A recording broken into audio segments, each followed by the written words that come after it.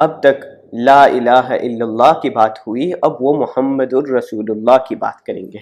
آپ صلی اللہ علیہ وسلم کی رسالت کی بات کریں گے۔ وہ کیا کہتے ہیں؟ وَأَنَّهُمْ ظَنُّوا كَمَا ظَنَنْتُمْ أَن لَّن يَبْعَثَ اللَّهُ أَحَدًا، اور یہ کہ انہوں نے گمان کیا، یعنی انسانوں نے گمان کیا جیسے کہ تم نے گمان کیا، جیسے کہ تم جنات نے گمان کیا کہ اللہ سبحانہ و تعالی کسی کو بطور نبی، کسی کو بطور پیغمبر نہیں بھیجیں گے۔ جیسے کہ تم نے یہ سوچا تھا، اسی طرح انسان کی یہ سوچ تھی، یا یہ کہ جیسے کہ تمہاری سوچ تھی کہ اللہ سبحانہ و تعالی مرنے کے بعد مردوں کو دوبارہ زندہ نہیں کرے گا، اسی طرح ان کا بھی یہ خیال اور سوچ تھا۔ لیکن جب جنات نے آپ صلی اللہ علیہ وسلم کو سنا تھا قرآن کریم کی تلاوت کرتے ہوئے، تو ان کو معلوم ہو گیا اس بات سے کہ آپ صلی اللہ علیہ وسلم کوئی عام آدمی نہیں ہے، وہ اصل میں اللہ رب العزت کے پیغمبر ہے، ایک نبی ہے، ایک رسول ہے۔ اور آپ صلی اللہ علیہ وسلم کے قرآنی آیات سے ان کو یہ بھی معلوم ہو گیا تھا کہ ہمارے مرنے کے بعد ہمیں دوبارہ زندہ کیا جائے گا، ہم سے محاسبہ لیا جائے گا، اللہ رب العزت کے سامنے ہمیں کھڑا ہونا ہوگا، ہر ایک عمل کے متعلق ہم سے سوال ہوگا۔ تو باز آ جاؤ، ہماری جو پہلے یہ سوچ تھی یہ غلط سوچ تھی، اب ہمیں معلوم ہو گیا ہے کہ اللہ نے ایک رسول بھیجا ہے، ایک نئے احکام ہیں، اور اس کا نتیجہ یہ ہوگا کہ ایک نہ ایک دن اللہ رب العزت کے سامنے کھڑا ہونا پڑے گا ہم کو۔ وَأَنَّا لَمَسْنَا السَّمَاءَ فَوَجَدْنَاهَا مُلِيَتْ حَرَسًا شَدِيدًا وَشُهُبًا وَأَنَّا كُنَّا نَقْعُدُ مِنْهَا مَقَاعِدَ لِلسَّمْعِ فَمَن يَسْتَمِعِ الْآنَ يَجِدْ لَهُ شِهَابًا رَّصَدًا، اور یہ کہ ہم نے آسمان کو ٹٹولا، بس ہم نے اس کو مضبوط چوکیداروں سے اور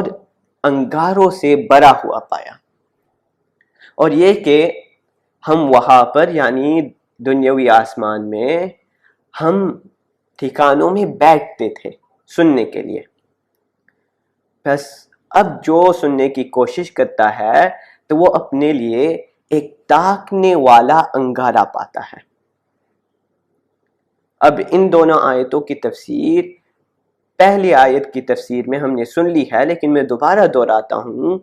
کہ جنات یہ بتا رہے ہیں کہ شروع زمانے میں ہم آسمان میں بآسانی چڑھتے تھے، فرشتوں کے مابین اور فرشتوں کے درمیان جو بات ہوتی، کوئی حکم نازل ہونے والا ہوتا، وہ اس بات کا تذکرہ کرتے، تو ہم آسمان میں کچھ ایسی جگہوں میں بیٹھتے تھے، سیکرٹ جگہوں میں، جہاں سے ہم ان کی باتیں سن سکتے تھے، اور وہاں تک جانے میں کوئی مشقت نہیں تھی۔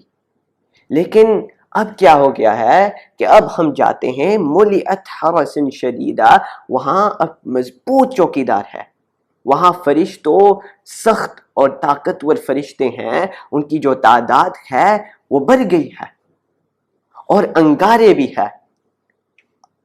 اب کوئی جاتا ہے وہاں سننے کی کوشش بھی کرتا ہے تو فوراً اس پر انگارہ لگ جاتا ہے، تاکنے والا، اس کو مس نہیں کرتا، ٹارگٹ سے مس نہیں ہوتا، اس کو لگتا ہے، اس کا پیچھا کرتا ہے، یہاں تک کہ وہ جن یا تو مر جاتا ہے یا بالکل بدحواس ہو جاتا ہے، اس کی حالت بری ہو جاتی ہے۔ یہ اب سیکیورٹی بڑھ گئی ہے، یہ جنات بتا رہے ہیں۔ پھر اس سے آگے وہ کیا کہتے ہیں کہ وَأَنَّا لَا نَدْرِي أَشَرٌ أُرِيدَ بِمَن فِي الْأَرْضِ أَمْ أَرَادَ بِهِمْ رَبُّهُمْ رَشَدًا، اور یہ کہ ہم نہیں جانتے کہ کیا زمین والوں کے ساتھ شر کا ارادہ کیا گیا ہے، یا ان کے رب نے زمین والوں کے یا ان کے رب نے ان کے بارے میں خیر اور بھلائی کا ارادہ کیا ہے۔ یعنی جنات یہ کہہ رہے کہ یہ جو نیا سسٹم ہے، نیا نظام ہے، یہ جو سیکیورٹی آئی ہے آسمانوں میں، جس کی وجہ سے اب ہم آسمان میں نہیں جا سکتے، ہم باتیں سن نہیں سکتے، اس کی حکمت کیا ہے، اس کا مقصد کیا ہے، ہم نہیں جانتے۔ کیا اس سے اللہ رب العزت دنیا والوں کے ساتھ کچھ برائی کا ارادہ کر رہے ہیں؟ مثلاً کیا اللہ سبحانہ و تعالی دنیا والوں پر عذاب بھیجنا چاہتے ہیں اور ہمیں یعنی جناتوں کو آسمان میں جانے سے اس وجہ سے روکا گیا کہ کہیں ایسا نہ ہو کہ ہم جائیں، ہم فرشتوں کی بات سن لے کہ اللہ سبحانہ و تعالی دنیا والوں پر عذاب بھیجنے والے ہیں، اور پھر ہم یہ بات ہمارے انسانوں میں سے دوستوں تک پہنچا دے کہ مثلاً انگلینڈ میں ابھی زلزلہ آنے والا ہے، اور ان لوگوں تک یہ بات پہنچ جائے اور پھر وہ وہاں سے بھاگ جائے۔ کیا اس وجہ سے ہمیں روک دیا گیا آسمان میں جانے سے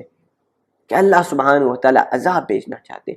یا کیا اللہ رب العزت زمین والوں کے ساتھ کوئی بلائی کا ارادہ کر رہے ہیں جس کی وجہ سے ہمیں آسمان میں جانے سے روک دیا گیا؟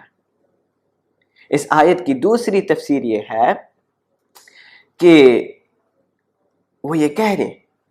کہ کیا اللہ رب العزت برائی کا ارادہ کر رہے ہیں آپ صلی اللہ علیہ وسلم کو مبعوث کرنے سے، کہ یہ لوگ آپ صلی اللہ علیہ وسلم کو جھٹلائے، آپ صلی اللہ علیہ وسلم کی نبی ہونے کا انکار کرے، آپ صلی اللہ علیہ وسلم کو ایذا دے، تکلیف دے، مارے، اور اس کا نتیجہ کیا ہوگا کہ اللہ سبحانہ و تعالیٰ ان پر عذاب نازل کریں گے؟